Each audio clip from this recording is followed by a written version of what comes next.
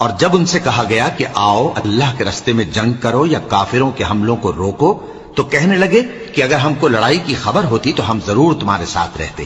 یہ اس دن ایمان کی نسبت کفر سے زیادہ قریب تھے، منہ سے وہ باتیں کہتے ہیں جو ان کے دل میں نہیں ہیں، اور جو کچھ یہ چھپاتے ہیں اللہ اس سے خوب واقف ہے۔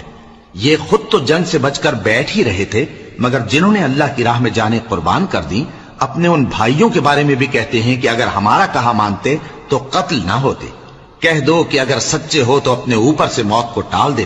جن لوگوں کو تورات کا حامل بنایا گیا پھر انہوں نے اس کے حامل ہونے کا حق ادا نہ کیا، ان کی مثال گدھے کسی ہے جس پر بڑی بڑی کتابیں لدی ہوں۔ جو لوگ اللہ کی آیتوں کی تکذیب کرتے ہیں ان کی مثال بری ہے، اور اللہ ظالم لوگوں کو ہدایت نہیں دیتا۔